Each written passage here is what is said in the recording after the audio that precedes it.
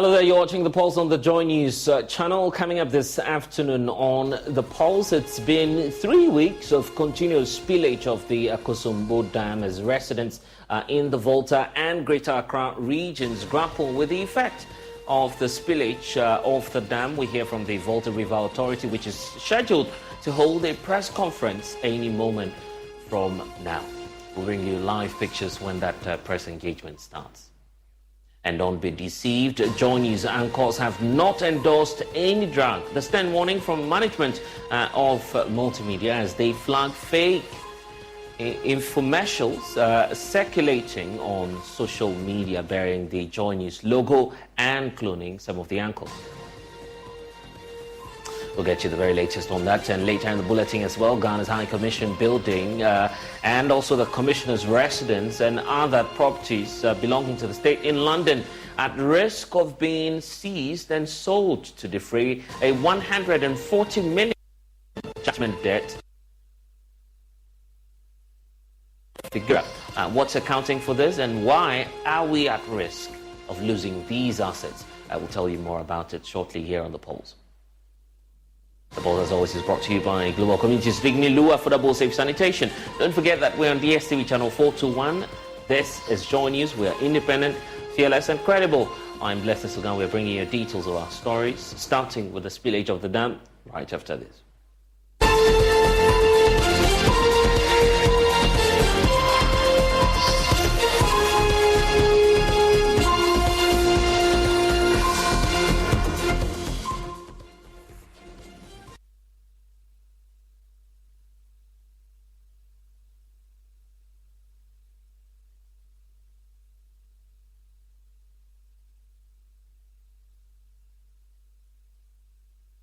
And thanks for joining us this afternoon. The Defense Ministry is dismissing reports suggesting that it had to withdraw its men supporting victims of the Akosombo Dam spillage at Mepe in the North Tong district of the Volta region. This follows reports that its officers stationed in the area were ordered to leave. And speaking on the Super Morning Show, Defense Minister Dominic Nitiwul has been reacting to that, saying, contrary to the reports, the military rather has been redeployed to other distressed communities within the same area in dire need of support. Listen. The Ghana Armed Forces are not working in isolation. The supervising body in this particular operation is the Disaster Management, NADMO. And when the incident happened, you will know that there was a stimulation exercise at Mepe in April this year to prepare for a possible spillage. And so both the Armed Forces, NADMO and VRO, anticipated that there would be a problem like this and had prepared for it, including doing a stimulation exercise, a live stimulation exercise at Mepe. So the people themselves knew that there was a possibility this could happen. So when it happened, the Armed Forces moved with NADMO and the VRA onto the ground. In fact, the first day the Honorable MP went to the place, it was both NADMO and the Armed Forces that actually carried him to the place to go and assess the place. The Armed Forces have been working there all this while using the 48th Engineering Regiment of the Armed Forces. When the President visited the place, I was there personally with him. I then told the Navy that from what I've seen, they should deploy additional resources, not just around Sogokope where they were working, and Bato and other areas where they were working, but also to Mepe as well. So the Navy declared additional resources to the place. But over the last 2 days, both NADMO and the Armed Forces working on the ground operation decided that they should redeploy part of the military to other affected areas, particularly Bato, and decided that they should redeploy part of the military to other affected areas, particularly Bato and anya magbro nya be nya be ahiefa miela nya tafe mali gi ro na to ho no ko ma ga no nya fa ho ma That's a story from Janet Gidi. She's 85 years old. She struggles to walk. Everything she has ever worked for in this life, including her house, is gone. What she survives on, little poultry, everything is gone. She's appealing to the government to come to their aid. She's just one of the many elderly people at this camp here at St. Kizito at Mepe in the Northtown district of the Volta region. Carlos Caloni, Joy News.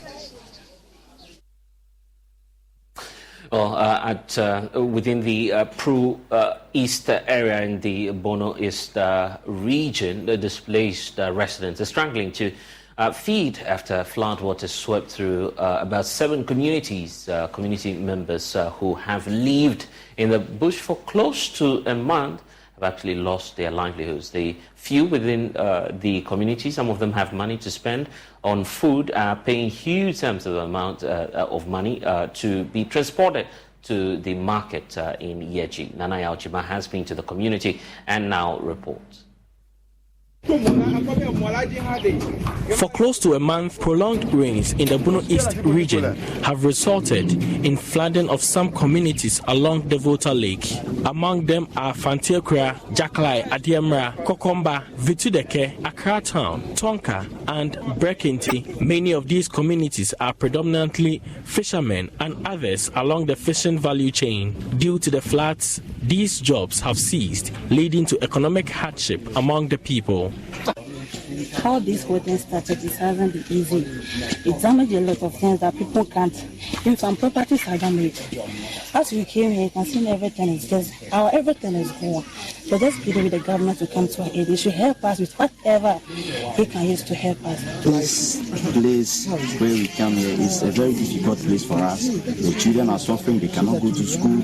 We cannot do anything. We can't even go to the nearby town to buy anything.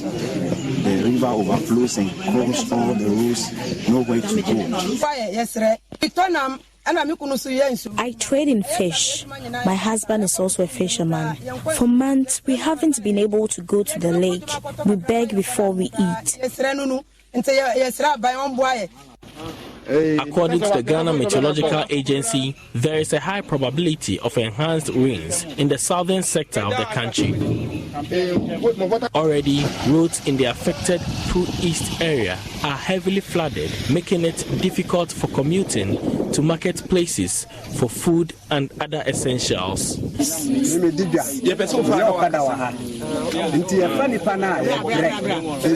I transport people by motorbike for money. Because of the flood, it has become difficult to travel the route. A short route is costing 50 cedis on the motorbike, and she will continue in a boat.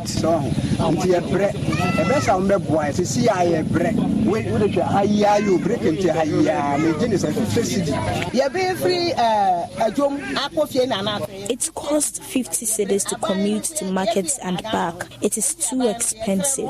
Government should intervene. Meanwhile, there is increased call for support for residents in the area who continue to sleep rough due to the situation. Resident Emmanuel Kwekubuam leads the campaign. Originally, where we haven't seen any flooding, this time round, flooding is occurring. It's not like this is a perennial thing. Where we haven't seen flooding, this time round, flooding is occurring. That should tell you the magnitude of the issues we are talking about. And still you are yet to hear any authority? Yet nobody, not even the district office of NADMO, they tell you they don't have anything. The region doesn't equally have anything. And please, this is a very serious national disaster.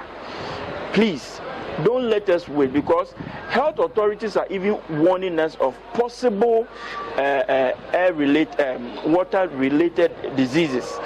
So please, don't let us wait till the unfortunate happens. For Joy News, Nana Yaojima reporting. .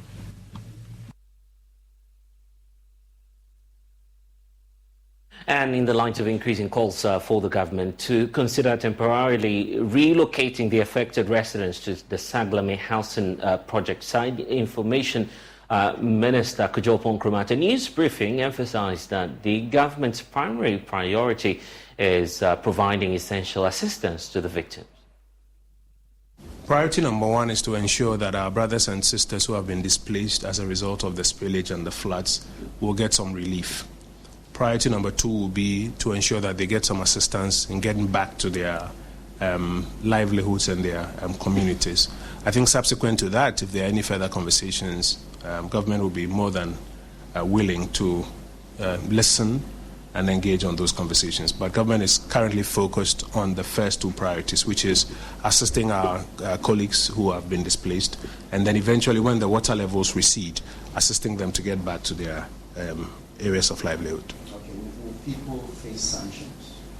Like I've said, priority number one is to support people who are displaced currently. Priority number two is to get people back into their places when the water levels recede. And then subsequent to that, whatever else is outstanding can be examined. Country on the relief efforts and where some augmentation needs to take place, that will also take place. But the ministerial committee is keenly monitoring the relief efforts, not just downstream, but also even upstream where some floods have been occasioned as a result of the spillage, we understand, from the Bagri Dam, etc. And so I think almost every 3 days you will get an update from the Interministerial Committee and where they need to augment the relief or intervention efforts, they will do so.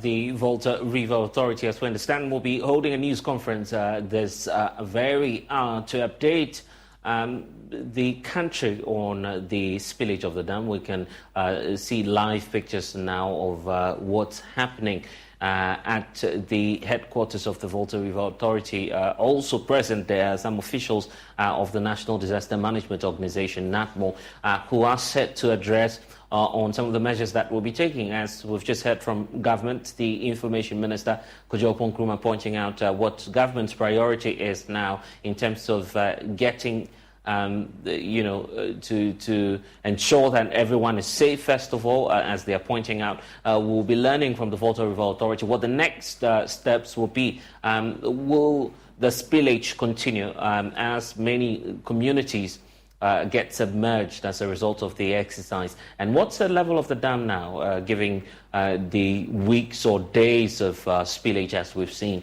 These are matters that will be addressed. And what's the level of the dam now, given the weeks or days of spillage as we've seen? These are matters that will be addressed. Thank you. All right, thank you very much. So we'll take the last one and then we'll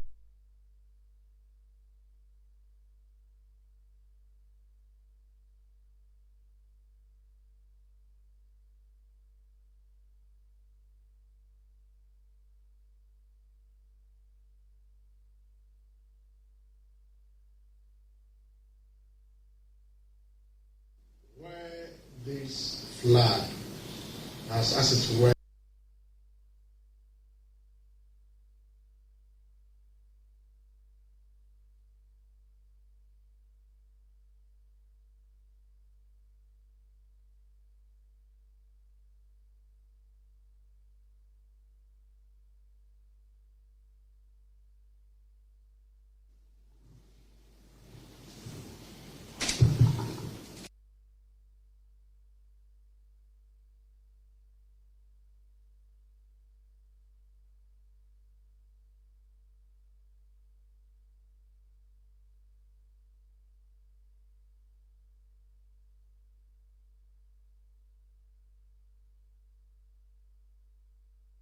Issues as it is. So what is the state